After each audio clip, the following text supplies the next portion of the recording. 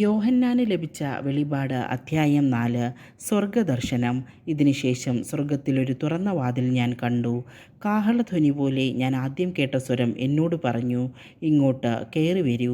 ഇനിയും സംഭവിക്കേണ്ടവ നിനക്ക് ഞാൻ കാണിച്ചു തരാം. പെട്ടെന്ന് ഞാൻ ആത്മീയാനുഭൂതിയിൽ ലയിച്ചു. അതാ സ്വർഗത്തിലൊരു സിംഹാസനം ഒരുക്കപ്പെട്ടിരിക്കുന്നു. സിംഹാസനത്തിൽ ഒരുവൻ ഇരിക്കുന്നു. സിംഹാസനസ്ഥൻ കാഴ്ചയിൽ സൂര്യകാന്തം പോലെയും മാണിക്യം പോലെയുമായിരുന്നു.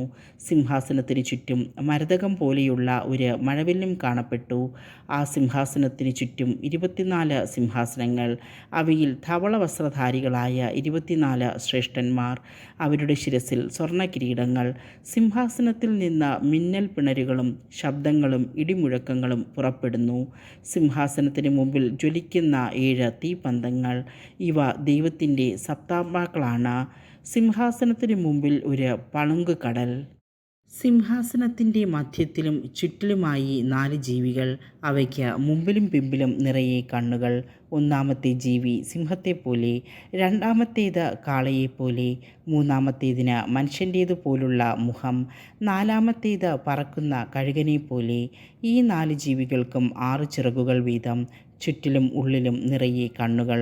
രാപ്പകൽ ഇടവിടാതെ അവ ഉദ്ഘോഷിക്കുന്നു, ആയിരുന്നവനും ആയിരിക്കുന്നവനും വരാനിരിക്കുന്നവനും സർവശക്തനും ദൈവവുമായ കർത്താവ് പരിശുദ്ധൻ, പരിശുദ്ധൻ, പരിശുദ്ധൻ.